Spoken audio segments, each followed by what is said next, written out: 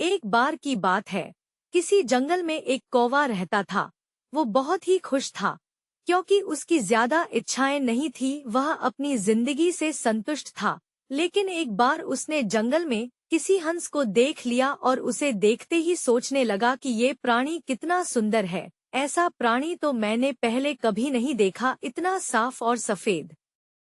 यह तो इस जंगल में औरों से बहुत सफेद और सुंदर है, इसलिए यह तो बहुत खुश रहता होगा।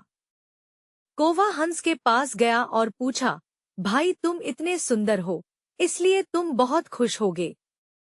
इस पर हंस ने जवाब दिया, हाँ मैं पहले बहुत खुश रहता था।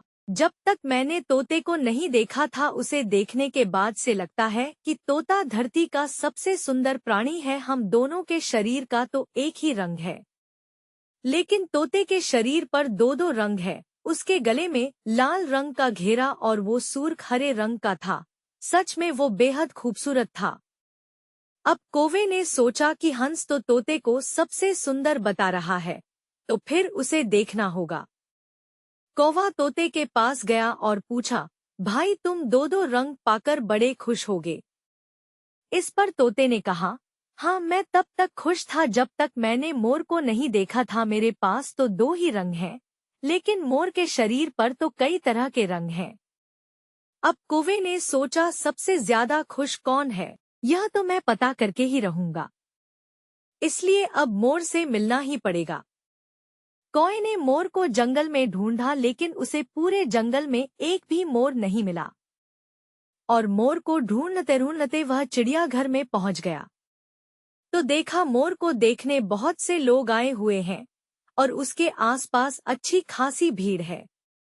सब लोगों के जाने के बाद कौवे ने मोर से पूछा, भाई तुम दुनिया के सबसे सुंदर जीव हो और रंग बिरंगे हो। तुम्हारे साथ लोग फोटो खिंचवा रहे थे, तुम्हें तो बहुत अच्छा लगता होगा और तुम तो दुनिया के सबसे खुश जीव होगे। इस पर मोर ने दुखी होते हुए कहा, भाई अगर सुंदर हूँ तो भी क्या फर्क पड़ता है, मुझे लोग इस चिड़ियाघर में कैद करके रखते हैं, लेकिन तुम्हें तो कोई चिड़ियाघर में कैद करके नहीं रखता और तुम जहाँ चाहो अपनी मर्जी से घूम फिर सकते हो। इसलिए दुनिया के सबसे संतुष्ट और खुश जीव तो तुम्हें होना चाहिए, क्योंकि तुम आजाद रहते हो। कौवा हैरान रह गया, क्योंकि उसके जीवन की अहमियत कोई दूसरा बता गया। दोस्तों, ऐसा ही हम लोग भी करते हैं।